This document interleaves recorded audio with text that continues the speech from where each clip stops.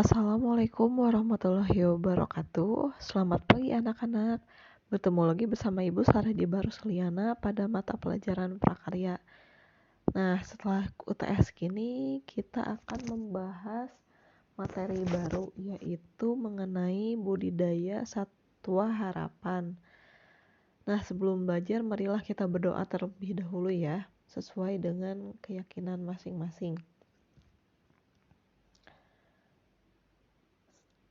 Setelah kita berdoa, kita lanjutkan materinya.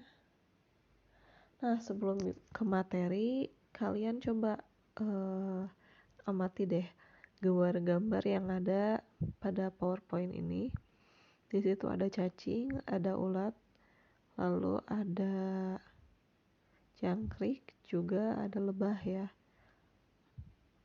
Tahukah kalian binatang-binatang tersebut sangat berguna ya bagi kehidupan manusia. Oleh karena itu, binatang-binatang ini dijadikan sebagai satwa harapan.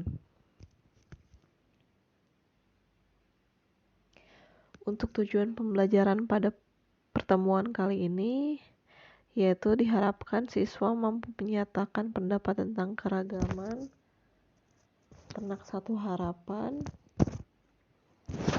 Yang kedua, mengidentifikasi jenis-jenis sarana produksi dan teknik budidaya ternak satwa harapan. Yang ketiga, merancang kegiatan budidaya ternak satwa harapan. Nah, potensi ekonomi yang dimiliki satwa harapan dapat menjadi alternatif bagi masyarakat untuk mengisi waktu luang, sekaligus sebagai alternatif penghasilan keluarga. Jadi binatang-binatang tadi seperti jangkrik, ulat sutra ya tadi, terus ada lebah madu, ada cacing ya, itu umumnya dapat menjadi salah satu penghasilan bagi sebagian masyarakat di Indonesia ya. Satwa harapan biasanya dijadikan sebagai bahan baku industri, misalnya madu ya yang dihasilkan dari lebah, ataupun kain sutra ya yang dihasilkan dari ulat sutra. Lalu ada pakan. Kalau pakan itu biasanya cacing dan jangkrik ya, itu dijadikan sebagai pakan atau juga bisa dijadikan sebagai hewan laboratorium untuk penelitian. Nah, pada umumnya ternak atau satwa harapan yang dipelihara mempunyai beberapa kelebihan, diantaranya siklus hidupnya yang pendek, jarang terkena penyakit, murah harganya, serta mudah beradaptasi dengan lingkungan dan pakan yang diberikannya. Jadi kita tidak seperti budidaya hewan ternak ya, kayak sapi, ayam. Kalau hewan harapan ini tidak ribet. Nah, adapun jenis-jenis satwa harapan yang pertama, contohnya itu adalah cacing tanah. Nama latinnya itu Lumbricus terrestris. Ciri-ciri yang dapat kalian amati pada cacing tanah itu, ukurannya itu 9-30 cm, badannya memiliki ruas-ruas, tidak punya tangan, kaki ataupun mata, dan juga dia berjalan melata ya. Cara berkembang biak, tergolong binatang hemaprodit ya, jadi berkelamin ganda. Di ujung cacing ini, di situ ada kelamin ya, jantan dan kelamin betina. Cacing kawin dengan cara menyatukan bagian sitellum, bagian membengkak di dekat kepala pada cacing dewasa, dan bertukar sperma. Setiap cacing kemudian membentuk selubung telur dalam Slytellum tersebut. Yang kedua ada jangkrik. Nama latinnya itu jenis Gryllus testacus dan Gryllus mitratus banyak dibudidayakan ya untuk pakan burung dan ikan. Itu yang dibudidayakan di Indonesia. Jangkrik hidup aktif di malam hari. Kegiatan makan, mengerik, dan kawin dilakukan pada malam hari. Oleh karena itu, lingkungan budidaya jangkrik dibuat gelap agar jangkrik terus melakukan aktivitasnya. Nah, kalau misalkan kena sinar nih, dia pasti mencari tempat lorong-lorong berlindung di tempat yang gelap ya, karena dia suka tempat gelap. Jangkrik adalah pemakan tumbuhan seperti kroto ataupun tanaman pertanian.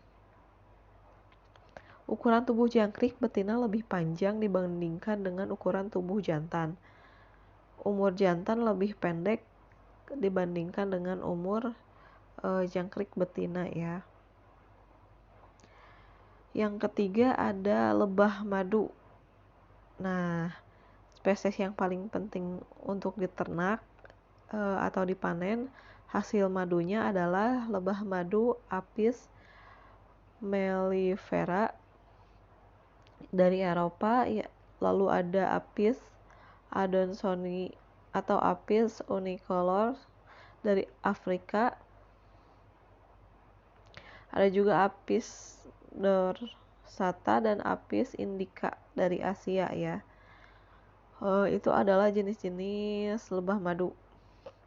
Lebah hidup berkoloni ya, jadi membentuk suatu kelompok terdiri dari seekor lebah ratu, ratusan lebah jantan, dan ribuan lebah pekerja. Kalian bisa lihat gambarnya di samping. Yang gambar paling kecil itu adalah lebah pekerja ya. Yang kedua itu lebah jantan, dan yang paling panjang itu adalah ratu lebah ya, atau betinanya. Ciri fisik tiap lebah berbeda. Jantan itu berpantat tumpul ya, dan juga tidak bersengat. Lebah pekerja berpantat runcing dan mempunyai sengatan. Lalu lebah ratu panjang, berpantat runcing dan bersengat. Tugasnya itu untuk bertelur. Nah, kalau sekali bertelur, dia masuk ke dalam sarang dan si lebah ratu tersebut akan bertelur selamanya sampai dia mati ya, sampai ada lebah ratu berikutnya ya. Itulah siklus hidup dari lebah madu. Lalu ada ulat sutra. Ulat sutra liar yang yaitu nama latinnya Attacus atlas, adalah salah satu serangga yang berukuran besar dan banyak ditemukan di hutan-hutan tropis dan subtropis seperti di Asia Tenggara, Asia Selatan, Asia Timur, Selatan Cina, melintas kepulauan Malaysia, Thailand, dan Indonesia. Attacus atlas termasuk hewan polyvoltin, artinya hewan ini dapat hidup sepanjang tahun dan termasuk serangga polyphagus yang dapat hidup pada 90 golongan tumbuhan yang bisa dimakan oleh larva. Attacus atlas merupakan hewan yang mengalami metamorfosis sempurna ya. Nah, itu adalah contoh-contoh dari sebagian contoh ya dari Satwa Harapan. Nah, di daerah kalian adakah contoh hewan harapan lain atau binatang harapan lain? Silahkan kalian kemukakan ya di tugas selanjutnya, tugasnya minggu depan ya. Nah, kita masuk ke sarana dan peralatan budidaya Satwa Harapan. Apa saja sih sarana produksi budidaya Satwa Harapan? Yang pertama ada bahannya itu adalah bibit. Bibit yang baik diperoleh dari induk yang unggul ya. Jadi cari bibit yang unggul, dan bibit yang unggul itu ciri-cirinya harus sehat dan tidak cacat. Lalu kedua ada pakan. Pakan ternak adalah semua bahan yang diberikan kepada ternak berupa campuran berbagai macam bahan organik dan anorganik untuk memenuhi kebutuhan zat makanan yang diperlukan bagi pertumbuhan, perkembangan, dan reproduksi. Nutrisi yang harus terkandung dalam pakan diantaranya energi, protein, mineral, vitamin, dan air. Pakan yang digunakan adalah pakan alami dan pakan buatan. Alami itu bersumber dari alam ya, contohnya tumbuh-tumbuhan ya, atau sayur-sayuran. Lalu yang selanjutnya obat-obatan.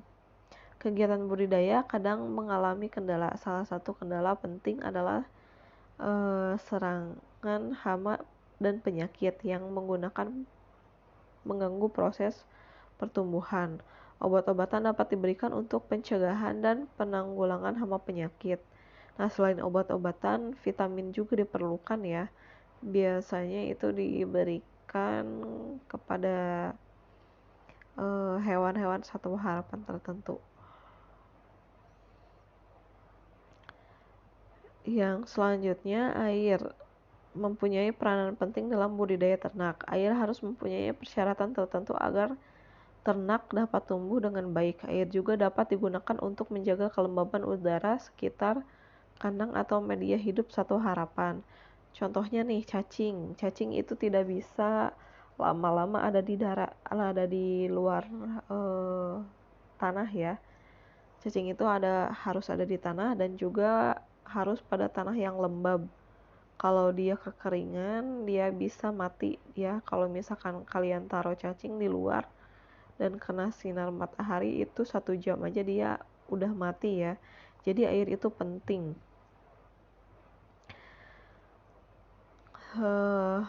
Yang selanjutnya kita perlu kandang. Adapun syarat minimal kandang ternak yang harus dipenuhi sebagai berikut. Yang pertama, ternak dapat bergerak dengan nyaman di dalamnya. Kandang dapat menunjang produktivitas. Yang selanjutnya, kandang memiliki sirkulasi udara yang lancar. Yang keempat, kandang mudah dibersihkan. Yang kelima, kandang dapat melindungi ternak dari terik matahari, hujan, dan kondisi lingkungan yang dapat mengganggu kesehatan ternak. Yang keenam, kandang dapat mempermudah pekerja dalam mengelola ternak. Yang ketujuh, kandang memiliki saluran pembuangan limbah yang layak dan tidak menggunakan lingkungan. Nah, masing-masing Satwa Harapan berbeda ya kandangnya atau tempat hidupnya. Kalau cacing cukup saja pakai pot agak besar bisa, atau pakai wadah aja, wadah yang agak besar ya. Dan juga harus ada tanah ya sebagai media dia hidup. Terus contohnya juga ada lebah madu ya. Kalian mungkin pernah melihat bagaimana peternak lebah untuk menghasilkan madu ya, hanya membuat kandang sangat kecil ya, tapi mampu menghasilkan madu yang sangat banyak. Di situ kandangnya mungkin berukuran paling besar itu mungkin sekitar 1,5 meter ya, meter kali 1 meter juga udah lumayan besar ya untuk budidaya lebah madu. Itu contohnya. Alat yang digunakan untuk ternak satwa harapan, yang pertama tempat minum, tempat makan, timbangan, sprayer, pembersih kotoran. Selanjutnya, teknik budidaya satwa harapan. Yang pertama pemeliharaan kandang, ya. Contohnya kita memelihara lebah madu. Kandang itu jangan sampai ada yang bolong-bolong ya, jadi dipelihara, dicek ya 1 minggu sekali. Lalu pemilihan bibitnya harus benar-benar yang bagus, tidak cacat ya. Kalau misalkan jangkrik itu jangan yang cacat, misalkan tidak ada kakinya patah, atau tidak ada antenanya ya. Pokoknya jangan sampai bibit tersebut cacat, pemilihan bibitnya. Lalu pemberian pakan kalau satu harapan sih cukup, misalkan lebah madu itu cukup dengan bunga ya. Terus cacing itu akan hidup di tanah yang subur ya, tanah yang ada tanamannya. Biasanya cacing suka hidup di tanah yang seperti itu, karena di situ banyak zat hara sebagai pakannya ya, pakan si cacing tersebut. Yang keempat, pencegahan hama dan penyakit. Secara garis besar, ada 2 jenis hama yang sering ditemui, yaitu hama yang berperan sebagai kompetitor dalam pakan seperti semut, kutu tanah, dan rayap. Hama yang berperan sebagai predator seperti tikus, kadal, toke, ayam, dan bebek. Untuk mengantisipasinya hama tersebut, ada beberapa langkah yang harus diperhatikan. Yang pertama, jagalah kebersihan lingkungan. Yang kedua, antisipasi semut dengan kapur semut. Lalu antisipasi kadal, tikus dengan menutup kandang dengan baik ya. Lalu antisipasi kutu tanah dengan fermentasi media cacing. Nah, untuk materi pada pertemuan kali ini dicukupkan sekian saja.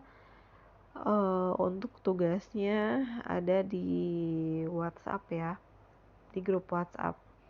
Terima kasih atas perhatiannya. Wassalamualaikum warahmatullahi wabarakatuh.